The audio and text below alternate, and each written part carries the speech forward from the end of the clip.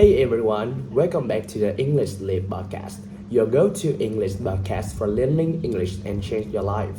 I'm Aaron, and I'm Evan.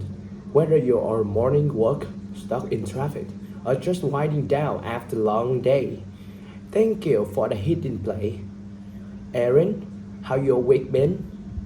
To be honest, I feel like I'm running out autopilot. Wake up, scroll, work, scroll again, and somewhere in the middle of it all, I start wondering, and I'm in control of my habits, or my habits controlling me. I hear you, and you know what? Science actually backs that up. By the time we're 35, 95% of the thoughts of behavior are just conscious habits. We become creatures of routine, thinking the same thoughts and feeling that emotions, day after day. Exactly. And that's why today's episode is going to be the game changer. We talk about how to rewire your brain, not with magic or bursts of motivations, but with science, small repeatable actions, and a whole of clarity. Because the brain is fixed, it's always changing.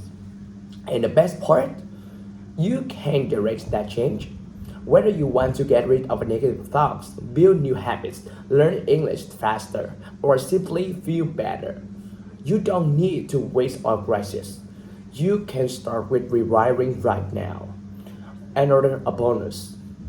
Throughout this episode, you'll be naturally exposed to idioms, phrasal verb, powerful vocabulary, and whatnot. So while you're learning how to shift your mindset, you'll also be leveraging your English in the most organic and enjoyable way.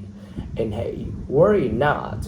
If something fire or you don't straight or brilliant chocolates will be joining us at the end of this episode, a breakdown on the tricky impression of vocabulary we use today.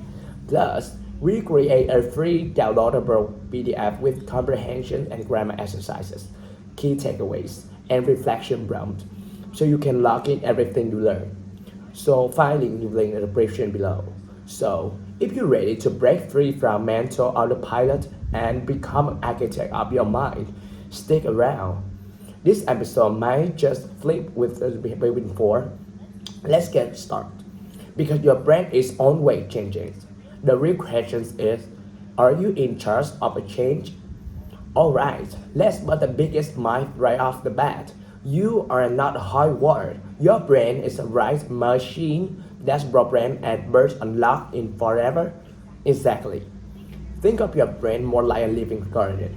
Every thought you have, every behavior you repeat, every emotion you feel, it's like planting a seed. Some seeds grow into a strong tree, like focus, confidence, or language skills. Others, they grow into weeds like self-doubt, fears, or procrastination.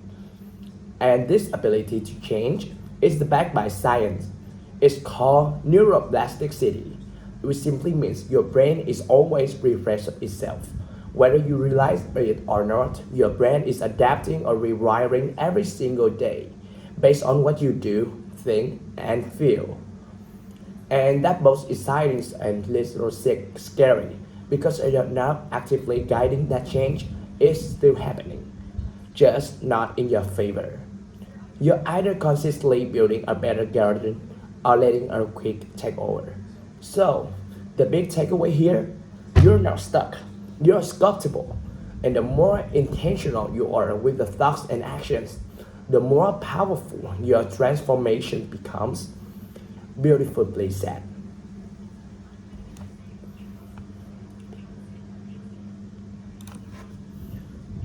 And speaking out actions, here's the hard truth. Waiting to feel motivated is one of the biggest traps. We all think, once I feel ready, I'll start. But neuroscience says the opposite is true. Actions come first. Motivation follows. Yep, and your brain responds to actions like this. Oh, you're actually doing something. This must be important. Let me rewind my step. It's so supported. It's like trying to start a campfire. You don't wait the warmth. You light the match first. Whether journaling, practicing English out loud, or starting our morning work, You don't have to feel inspired to begin. You just have to start. And once you do, your brain starts building new pathway, reinforcing that behavior and releasing feels good chemical that make easier that next time. So the next time you think, I'm just not feeling it, flip the script. Remind yourself, I don't need to feel ready. I just need to act. And my brain will catch up. Honestly, that's one of the most freeing mindset shifts. You're not a slave to your feelings. You can act your ways into motivation.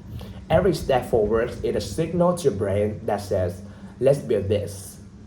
And speaking of building, let's talk about habits. Not just what you do, but who you become.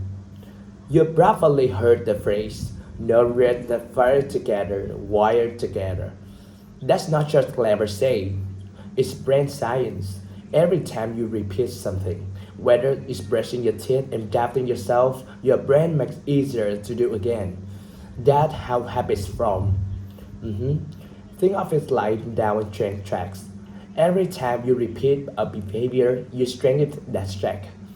Eventually, your brain says, this is the easiest route. I'm taking the bus automatically. Which is why even small habits matter. Repeat a habit, even for just 5 minutes a day, starts installing a kind of mental software. And over time, the both daily actions begin to scrub to your identity. So, if you want to become a fluent English speaker, a confident communicator, or healthier version of yourself, you don't need to total life overhaul. You need daily repetition. Because habits you repeat become who you are. And the beautiful part is, you get to choose what you repeat. You're not a prisoner of your past patterns. You're the architect of your future ones. Exactly. But here's the catch. You can't build anything your attention is over the place. That brings us to something most people underestimate, your focus. Think your attention is like a spotlight. Whatever you shine it on, what once again building your brain. If you focus on growth, learning, or solutions, your brain starts building strong pathways to support those things. But if your attention is constantly jumped from one thing to another, scrolling endlessly, multitasking, living in distraction mode, your brain struggles to figure out what matters. It starts wiring for shallow thinking and scattering energies. And that's not just a productivity issues, it's a wiring issues. Your brain literally changes based on we focus on deeply and repeatedly. Focus attention send the message. This is important. Let's build more of this. So, if you want to rewire your mind, don't just consume content, engage with it, reflect on it, go deeper. Because where your focus goes, your brain grows. Which leads in another hidden trap, emotional loops. If you're careful, they can either train your brain or trap you in your past. Let's break this down. Emotions are powerful. It's like glue for memories and identity. But when we keep replaying the same emotional response, anger, guilt, sadness, it doesn't say as a one-time thing. No, it turns into the mood. It lasts longer. It becomes a temperament. And if you carry it for months or years, or turns into a personality trait, that's how someone becomes bitter one or over anxious. And here's the scary part. Your brain starts wiring around that emotion. So when something triggers you again, it's like hitting a shortcut, that feeling. You don't even think. It just fires. But here's the good news. You can interrupt that pattern. It starts by shortening your emotional refractory barrier. In other words, don't let emotional storms drag on.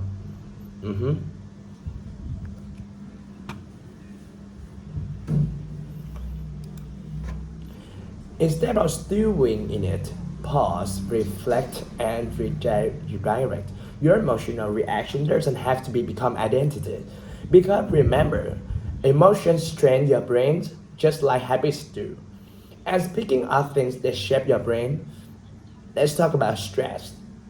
It's get a bad rap, when we use right, it's one of the greatest tools of growth. Most people stress is a villain, but not all stress is created equal. In fact, short-term controlled stress, like public speaking, cold showers, intense workout, actually tell your brain, hey, this is important, adapt to this. Exactly. It's like going to the gym for your nervous system. These micro challenges help your brain rewrite faster and be release. But here's the keys. Stress needs to pair with the recovery. If you stay in emergency mode all the time, emails, deadlines, arguments, doom scoring, that's when stress becomes toxic. Chronic stress without rest, that leads to burnout, fatigue, and even illness. So think of stress like fire. In a fireplace, it warms your home. But left uncontrolled, it burns the whole place down. Use stress strategically, not reactively. And remember, your brain responds to challenges, but it also needs silence, space, and recovery time to actually integrate what you learn. Which brings to us one of the most underrated tools in rewiring your brain, sleep. Oh yes, the one thing we all claim to love, but curb sacrifice like optional. But here's the deal. Sleep isn't a luxury. It's a biological necessary for brain transformation. Totally. You can take all the right actions, build the new habits, even embrace stress in healthy ways. But if you skip sleep, it's like planting a garden and never watering. Nothing takes root. That's because during deep sleep, your brain acts like a construction crew. It reinforces a strong neural pathway you use during the day, clears out the mental clutter, and even prunes away stuff that doesn't matter. And it's get better. Even short naps or quiet reflection during the day can help your brain solidify what it's learning. But deep, uninterrupted sleep, that's the way your brain really gets to work behind the screen. So if you're trying to change your life, so speak better English, or just feel more like yourself, don't just hustle all day. Honest your sleep. It's not laziness. It's biology at work. Exactly. You can grind all you want, but real transformation happens when your brain has the space to settle, sort, and strengthen when you fed it. And that happens when you off the clock and under covers. And while we're giving your brain a full workout today, we now also toss it around a bunch of expressions, idioms, and next level vocabulary. So if you catch yourself thinking, wait, what does that mean? Don't worry. Charlie got your back. Yup, take it away, Charlotte. Thanks, Evan. Alright, listeners, time to unpack some of the awesome English you heard today. Don't worry if a few phrases went over your head. I'm here to break them down nice and easy. Let's jump in. Run on an autopilot, meaning to perform tasks automatically without consciously thought. Example, after doing the same morning for years with a pilot, slip the sweat, meaning to suddenly change one behavior's mindset or approach. Example, he used to be lazy, but once he started fitness journey, he flipped the switch and became super disciplined. Burst the myth, meaning to prove that commonly held belief from. Example, the science found but the myth that you can learn new skills after 30. Stowing in it, meaning to stay stuck in negative emotions like anger or guilt. Example, instead of stewing it, she decided to talk about what upset her. Under the covers, meaning in bed, you're just resting, sleeping, or hiding. Example, after a long day, all he wants to be under the covers with a good book. Bring away, meaning to remove unnecessary or unwanted parts. Example, I had to bring away distraction to focus better on my goals.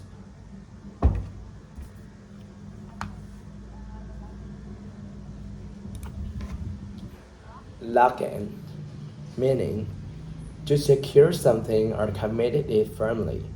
Example, he studied every night to lock in the new vocabulary.